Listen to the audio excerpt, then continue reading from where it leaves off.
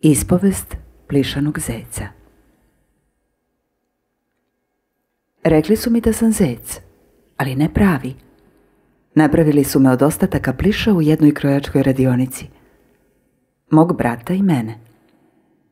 Ja sam ružičast, a on je beo sa ružičastim repom, jer je ponestalo materijala pa su uzeli od moga.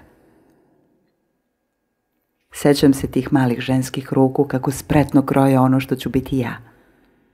Gledao sam sve to, a onda, pre samoga kraja, uselio sam se u to plišano telo. Ostalo je još da se ušije. To je malo bolelo. Mislim da sam me jauknuo, ali moja majstorica nije obraćala pažnju. Napolju je duvao vetar, pa je samo odmahnula rukom.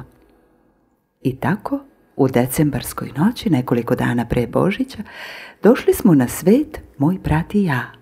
2 plišana zeca.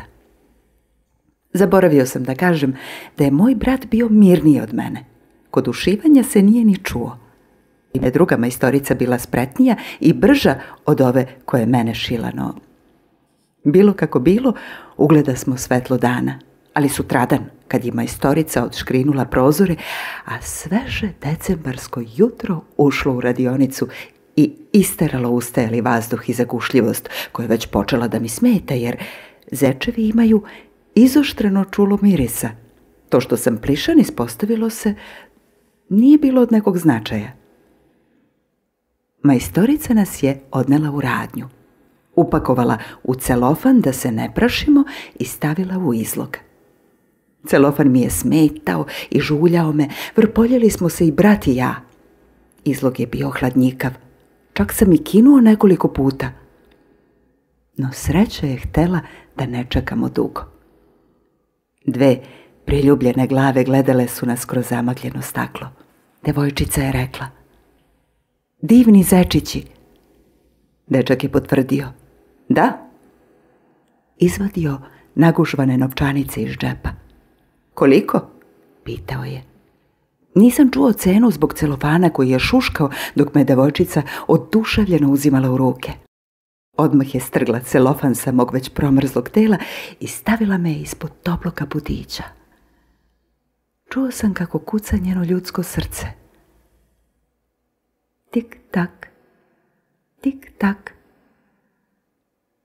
Dopala mi se muzika njenog srca. Nosila je na desnom ramenu nešto veliko. Kasnije sam saznao da je to gitara. Divno ljudsko biće sa rukama nežnim, koje me miluju i vole. U toploj sam sobici i u njenom krevetu. Ana spava. Još mi nije nadenula ime, ali mislim da smišlja neko lepo. Sutra ću sa njom u muzičku školu. Kako volim da slušam zvuk gitare kada svira svojim spretnim prstićima. Baš sam imao sreće. Moj brat je pripao Aleksi. Aleksa svira klavir. Mislim da je i njemu lepo. Možda ne ličim na zeca iz šume. Za materijale od kojih sam napravljen, ljudi kažu da nisu živi, a ja sam ipak živ.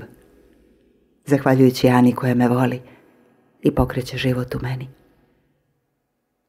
Pst! Čujem nešto što u meni počinje da kuca. Tik tak, tik tak.